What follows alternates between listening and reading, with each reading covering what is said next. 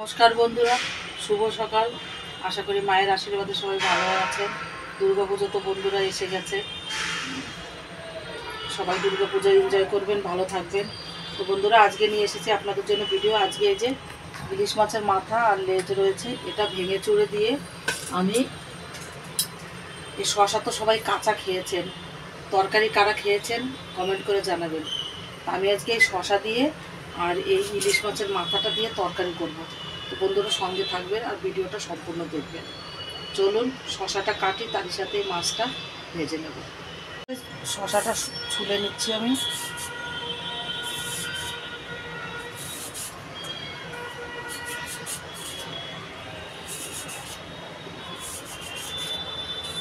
এই শশার তরকারিটা বন্ধুরা আমার মা করতো, এত টেস্টি লাগতো। বড় বড় শশা নিয়ে আসতো বাজার থেকে আমার দাদু কিনে, আর সেই শশা দিয়ে তরকারি রান্না করতো, আর খেতে এত ভালো লাগতো বন্ধুরা, আর কোনো তরকারির দরকার হতো না।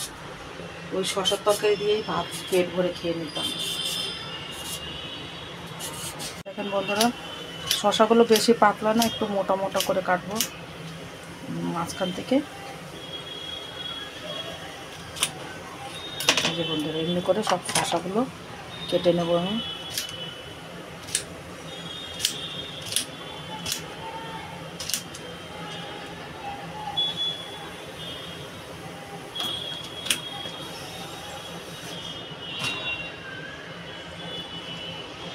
বন্ধুরা এই যে আমার শশাটা কাটা হয়ে গেছে, শশাটা ধুয়ে নিয়েছি, আর এই যে বেগুনটাও কেটে নিয়েছি, বেগুনটা ভাজা করব।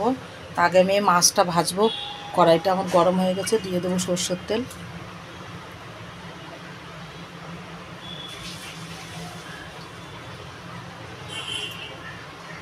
এদিকে মাছটা আমি নুন হলুদ দিয়ে মেখে নেব।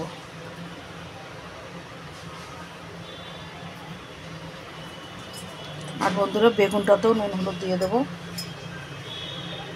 এই মাছ ভাজবো ওই তেলেই আমি বেগুনটাও ভেজে নেব।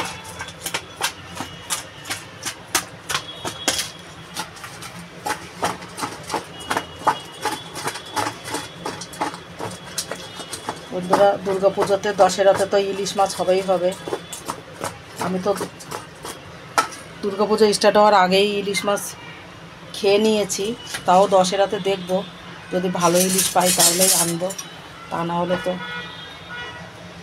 আনবো না। কেন কি সবসময় আমাদের এখানে পাওয়া যায় না ভালো ইলিশটা। তেলটা বন্ধুরা গরম হয়ে গেছে, আমি এই মাছটা দিয়ে দেবো।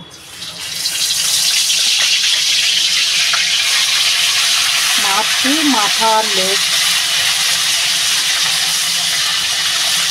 বন্ধুরা মাছটা আমার ভাজা হয়ে গেছে, আমি এবার বেগুনটা ভেজে নেব।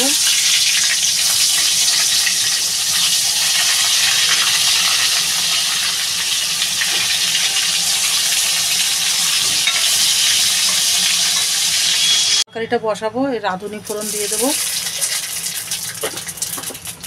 এবার আমি এই শসাটা ঢেলে দেবো।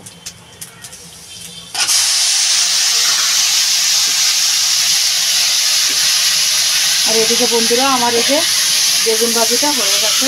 বেগুন ভাজার সাথে এই যে কাঁচা লঙ্কাও ভেজে নিয়েছি।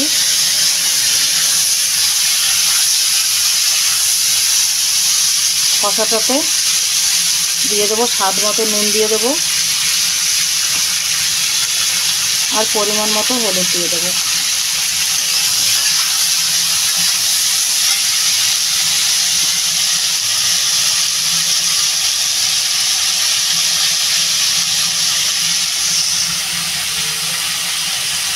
আর বন্ধুরা এই যে কাঁচা লঙ্কা চিড়ে দিয়ে দেবো।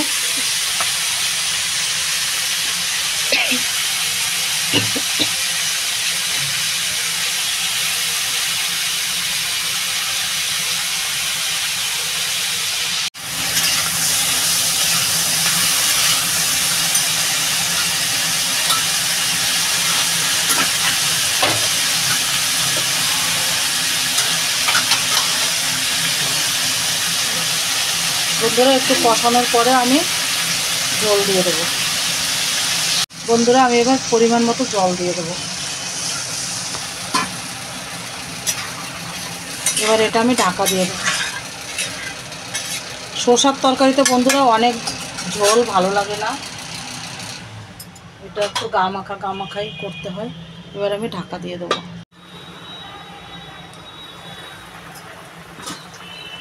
বন্ধুরা আমার শসাটা কিন্তু গলে গেছে, দেখুন শসার তরকারিতে একটু ভাপ লাগলে পরে গলে যায়।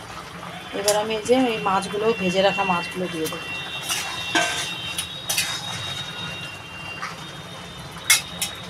আর একটু ঢাকা দিয়ে দেবো বন্ধুরা।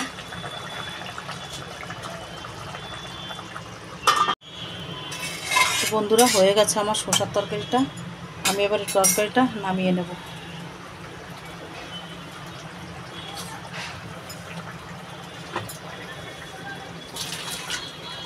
বন্ধুরা এই যে হয়ে গেছে আমার শসার তরকারি ইলিশ মাছের মাথা দিয়ে।